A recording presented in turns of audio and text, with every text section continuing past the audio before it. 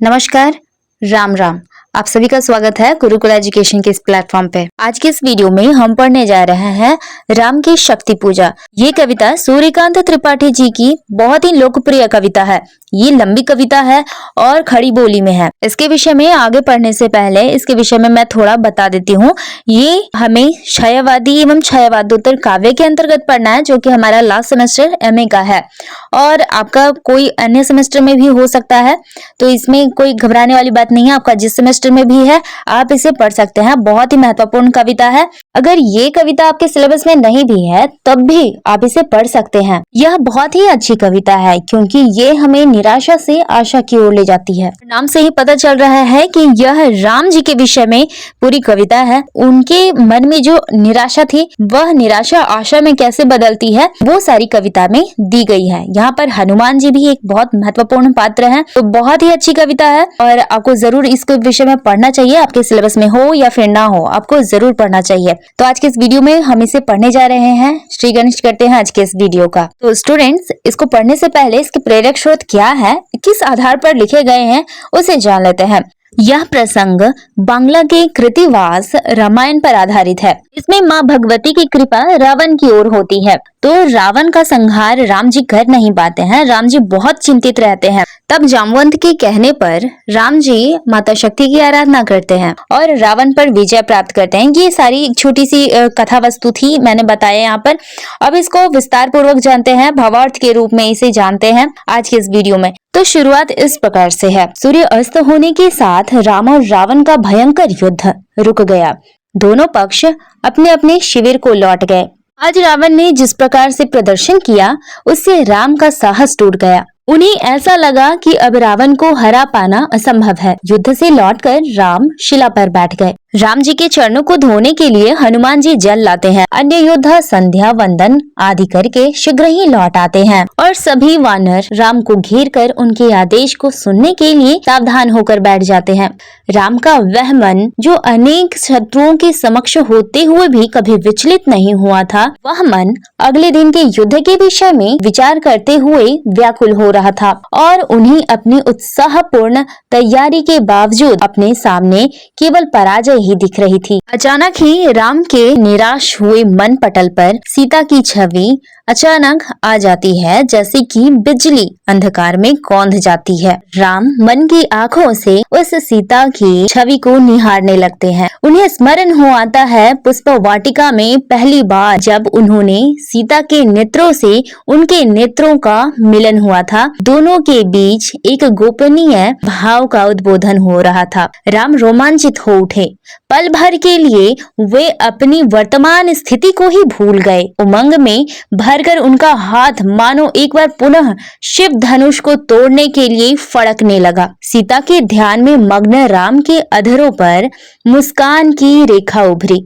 एक बार पुनः विश्व विजय की आत्मविश्वास से राम जी भर उठे। इसी क्रम में उन्हें आज के युद्ध के समूचे आकाश पर छाई हुई शक्ति का भयंकर मूर्ति का भी स्मरण हो आया, जिसके विराट व्यक्तित्व में उनके सभी दिव्यास्त्र निष्प्राण होकर विलीन हो जा रहे थे। राम शक्ति के उस भयावह रूप को मन के नेत्रों से देखते हुए शंकाकुल हो उठे। उसी समय राम के मन में वह सीता के नेत्र उभर आए जिनमें राम की छवि समाई हुई थी। यहाँ कहने का तात्पर्य है कि सीता की आंखों में राम की छवि, यानी कि सीता के आंखों में राम नाम की आशा है, जो उन्हें आशा दिलाती है कि एक न एक दिन राम जी उन्हें इस राक्षस के बंधन से छुटकारा दिलाएंगे। भयंकर मूर्ति के स्मरण होते ही राम जी के मन में सीता का चेहरा भी उभर आता है। उनकी आंखों में जो राम की छवि है वह दिखाई देता है। साथ में ही रावण का अट्टहास भी सुनाई पड़ता है। राम अपनी इस स्थिति को देखकर व्याकुल हो उठे।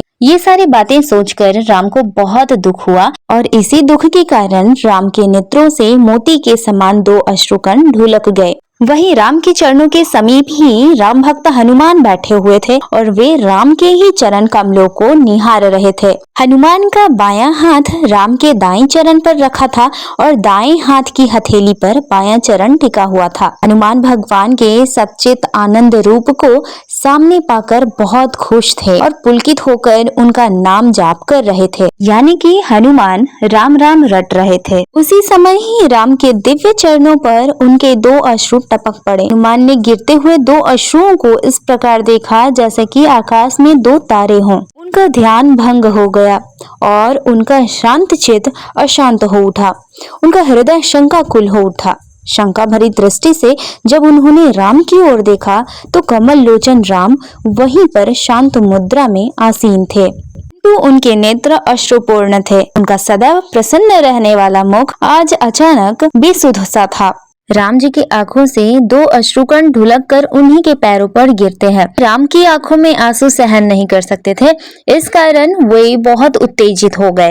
हनुमान समझ जाते हैं कि राम की चिंता महाशक्ति है और उन्होंने महाशक्ति के विनाश का निश्चय किया। और जैसे ही हनुमान उत्तेजित हुए, उनके पिता पवनदेव भयंकर 49 पवन वेग से चलने लगे। हनुमान को उत्तेजित देखकर प्रलयकालीन दृश्य भी उपस्थित हो गए। इन 49 पवनों ने सागर की लहरों को आकाश में भाप की तरह उड़ा दिया, जिससे सैकड़ों विशाल लहरें समुद्र में उठने लगी। समुद्र में वायु वेग से जल के पहाड़ उठने लगे और सागर में ज्वार आ गया। प्रलयकालीन दृश्य को उपस्थित करते हुए परमवीर हनुमान अपने वज्र जैसे अंगों के वर्चस्व से पवन वेग को और भी प्रखर और भयंकर बनाते हुए एकादश रुद्र के समान क्रुद्ध होकर अट्टहास हंसी के साथ भयंकर गर्जना करते हुए महाकाश में जा पहुंचे। हनुमान महाकाश में जाकर महाशक्ति को चुनौती देने के लिए जा पहुंचे थे। अब हनुमान शक्ति के सामने है और शक्ति जो है कृष्णा जैसी, यानी कि रात्रि अंधकार जैसी है, जो रावण का पक्ष ले रही है और उसके तमोगुणी व्यक्तित्व का प्रतीक वह बनी हुई है। और दूसरी ओर रुद्रावतार हनुमान, जिनमें राम की भक्ति है, वे खड़े हैं। हनुमान महाकाश को निगलने के लिए आगे बढ़ रहे थे। हनुमान क्षुब्ध होकर परेशान होकर महाकाश को ही निगलने का संकल्प किया। शिव और महाशक्ति दोनों महाकाश में ही रहते थे दोनों।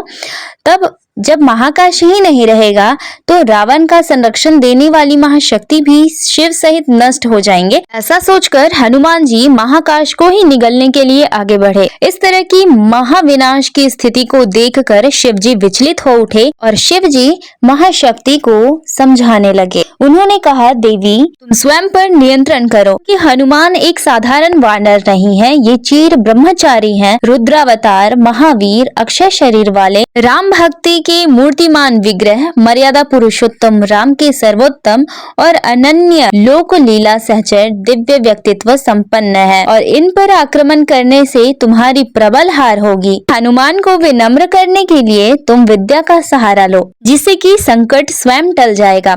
शिव इतना कहकर चुप हो गए। अचानक ही हनुमान के सामने आकाश में उनकी माता अंजना का रूप धरे माँ शक्ति प्रकट हुई। हनुमान जी को आश्चर्य होता है। माता अंजनी के रूप में महाशक्ति ने कहा, जिस तरह से बचपन में तुमने सूर्य को निगल लिया था, उस समय तुम्हें ज्ञान नहीं था कि ऐसा करने से लोक का कितना अनिष्ट हो जाएगा। उस समय तुम छोटे बालक थे, परंतु अब तुम बड़े हो गए हो, फिर भी तुम्हारी बचपना धीरे धीरे करके तुम्हें अधीर कर रहा है। तुम अभी भी वैसे ही उत्पात करते रहते हो। बड़ी लज्जा की बात है, तुम्हारे ऐसे अनर्थों से तुम्हारी माता को अपमान सहना पड़ता है। बेटे, यह महाकाश है जहाँ शिव जी का निवास है। ये वही शिव है जिसकी राम जी पूजा करते हैं। तुम यदि इसे निगल जाओगे तो क्या अनर्थ नहीं करोगे? बड़ा घोर अनर्थ करोगे। तुम स्वयं अपने मन में सोच लो, क्या रघुनंदन ने तुम्हें ऐसा करने को कहा है? तुम राम भक्त हो, भला बताओ तुम्हारा धर्म विरुद्ध ऐसा अनुचित कार्य राम जी कभी स्वीकार कर सकेंगे? नहीं करेंगे।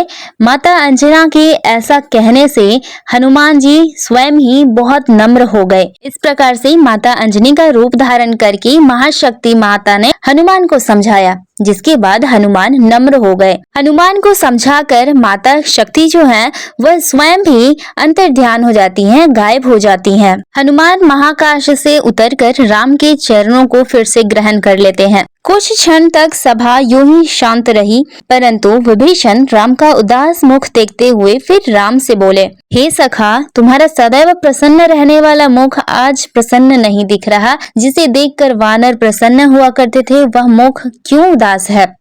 वे कहते हैं, हे रघुवीर, आपके वही बाण आज भी हैं, आपके तरकस में सुरक्षित हैं। ऐसी बात नहीं है कि आपके बाणों में परिवर्तन आया। इन्हीं बाणों से आपने खरदूषण राक्षसों का वध किया है। सब वही बाण तो है। आपके साथ लड़ रहे सभी योद्धा भी वही हैं। भालुओं की सेना के राजा जाम्बवान भी वही हैं, सुग्रीव भी वही हैं, लक्ष्मण भी वही हैं, तारा पुत्र अंगद भी वही हैं और हनुमान भी तो वही हैं। वे अकेले अरब योद्धाओं से युद्ध करने में समर्थ हैं। फिर क्यों आपके मन में यह निराशा की भावना आ रही है?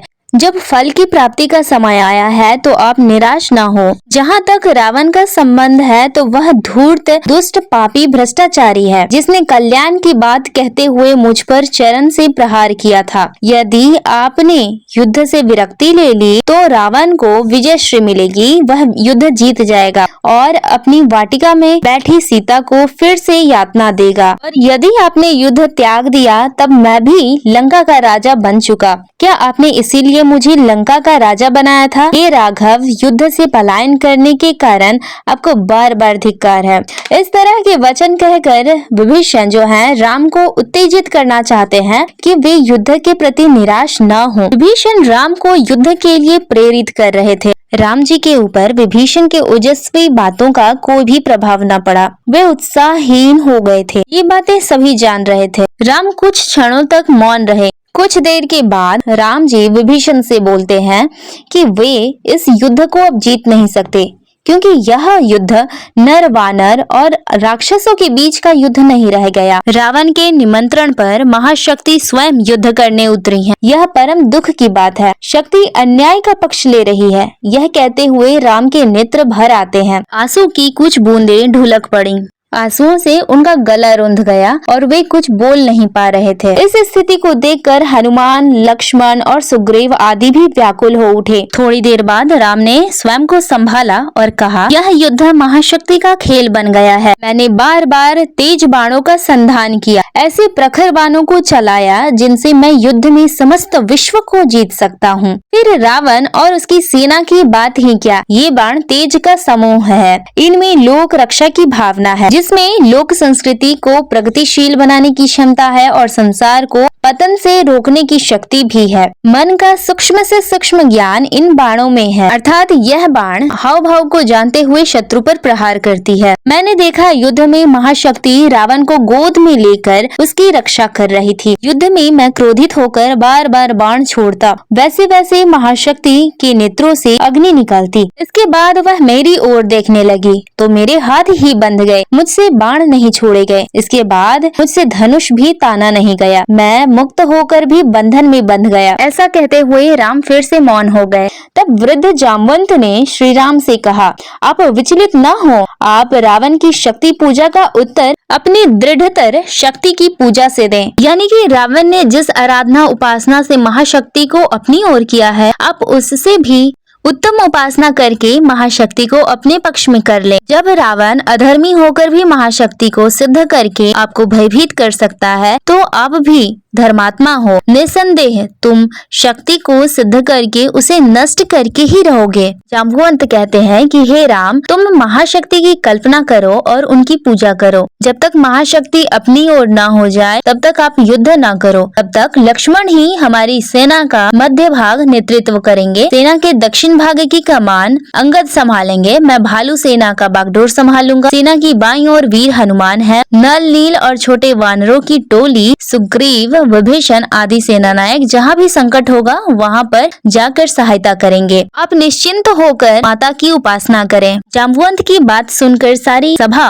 प्रसन्न हो गई, खुश हो गई। राम जी माता का ध्यान धरते हुए कहते हैं कि मैं आपका आश्रित हूँ, मैं आपके उस शेर के समान हूँ जो आपके चरणों के नीचे है। राम जी माँ शक्ति की महिमा का वर्णन करते हैं। राम उत्साहित होकर हनुमान को कहते हैं कि हे हनुमान, उषा बेला में ही तुम शीघ्र देवी दह जाओ और तुम देवी दह जाकर 108 नील कमल तोड़ ले आओ, फिर निश्चिंत होकर युद्ध करो। हनुमान जी जाम्बुवंत से उस स्थान की दूरी कैसे कैसे जाना है यानी कि पथ निर्देश लेकर राम की चरण धूल सिर पर लगाकर हर्षित होकर चल दिए। राम जी सभी सभासदों को विदा देते हैं ताकि वे विश्राम कर सकें और सभी कृपालु राम जी की विजय कामना करते हुए चले गए।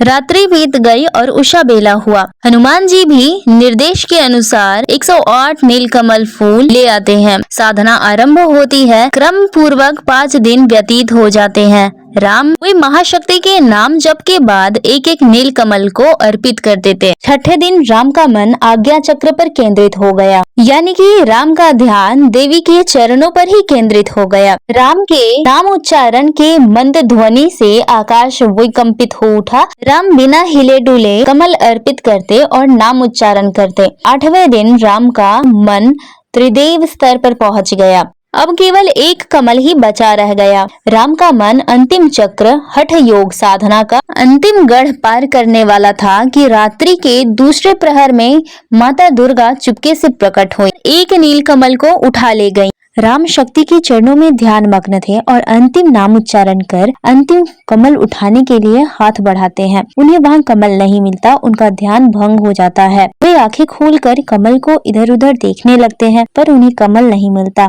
यदि आसन से उठकर राम जी दूसरा कमल लाने जाते तो उनका अनुष्ठान व्यर्थ हो जाता। एक बार फिर से निराशा छा जाती है। राम जी स्वयं को धिक्कारने लगते हैं। सीता को मुक्त न करने की चिंता उन्हें फिर से सताने लगती है। तभी राम को जैसे कुछ याद आया हो, मानो वह उनकी समस्या का समाधान हो, जिससे वे सचेत और उत्साहित हो उठे और माँ शक्ति को संबोधित करते हुए कहा कि उनके पास संकट का निवारण है, यानी कि उपाय है, क्योंकि उनकी माँ उन्हें सदैव से राजीव नयन कहा करती थी, यानी कि जिसका नयन आंखें कमल के समान हो। उनके पास अभी भी 2 नील कमल है, यानी कि 2 आंखें हैं जो कमल के समान है। वे अपना अनुष्ठान पूरा करेंगे। और इतना कहकर राम ने तरकश से ब्रह्मसर अस्त्र को निकाला और राम ने उस बाण को बाएं हाथ में लेकर दाहिने हाथ से दाहिने नेत्र को उत्साह पूर्वक उस देवी के चरणों में अर्पित करने के लिए उद्यत हुए तैयार हो गए। नेत्र को समर्पित करने का दृढ़ निश्चय उन्होंने किया और जैसे ही वे नेत्र को निकालने जा रहे थे वैसे ही माँ शक्ति प्रकट हुई और राम का हाथ पकड़ लिया। राम ने देखा कि सामने माँ दुर्गा खड़ी हैं। उनका बायां पैर राक्षस के कंधे पर है, दायां पैर सिंह पर। उनके दाएं भाग में माँ लक्ष्मी है, बाएं में माँ सरस्वती, सीधे में श्री गणेश हैं और मस्तक पर शिव जी हैं। श्रद्धा से राम जी उनके चरणों में झुक जाते हैं। माता दुर्गा जो हैं राम जी को युद्ध में विजय श्री का आशीर्वाद देती हैं और वे महाशक्ति के रूप में श्री राम जी के शरीर में ही लीन हो गईं। यह कविता बस इतना ही है। निराला जी ने बस इतनी ही कविता लिखी है। कविता से बाहर निकलकर बात करें या फिर कविता का आशय है तो वह अंत में राम का ही विजय होता है, निराशा का हार होता है। तो राम की शक्ति पूजा का भावार्थ मैंने आपको बताया। आपको इससे रिलेटेड कोई भी दिक्कत नहीं होगी। वीडियो अगर समझ में आया हो और अच्छा लगा हो तो चैनल को सब्सक्राइब करें, लाइक करें और शेयर करें। आज के इस वीडियो में बस इतना ही। फिर से मिलेंगे नए वीडियो में नए टॉपिक के साथ। तब तक के लिए जय हिंद, जय भारत।